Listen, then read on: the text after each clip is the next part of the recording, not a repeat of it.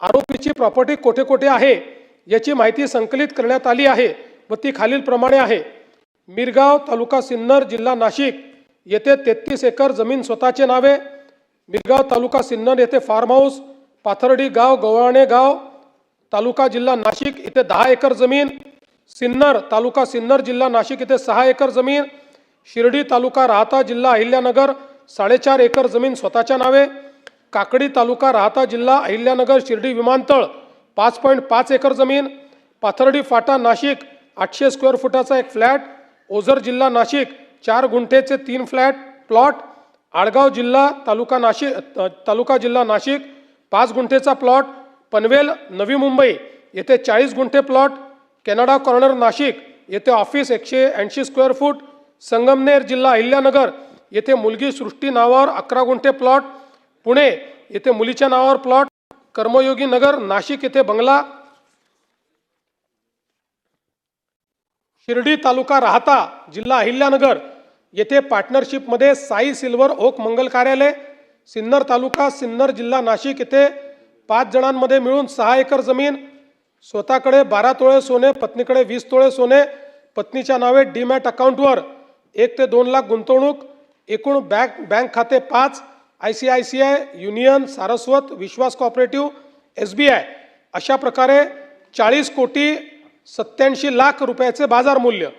आरोपीकडे कौशल्याने विचारपूस करून वरील माहिती प्राप्त केली। तसेच त्याचे CA कोण आहेत, त्याने कोणत्या देशात प्रवास केला याची माहिती प्राप्त केली। ती खालीलप्रमाणे आहे।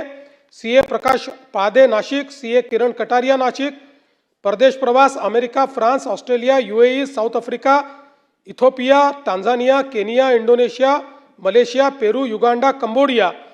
आरोपी व आरोपीचे नातेवाईक यांच्या नावावर असलेली प्रॉपर्टी IGR यांना पत्र पाठवण्यात आले असून ती प्राप्त करून पुढील कारवाई करण्यात येत आहे।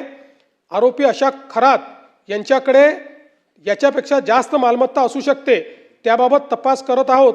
तसेच आरोपी याने आयकर चोरी, कर चुकवेगिरी असे प्रकार केले असतील तर त्याबाबत आयकर विभाग त्यांना पुढील कारवाईसाठी पत्रव्यवहार करण्यात येतो आहे।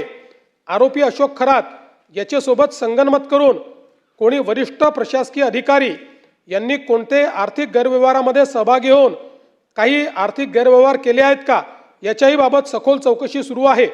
तसेच आरोपी अशोक खरात यांचे श्री शिवनिका संस्थान मिरगाव तालुका सिन्नर जिल्हा नाशिक मधील कार्यकारी संचालक मंडळाची सखोल चौकशी करण्यात येत आहे।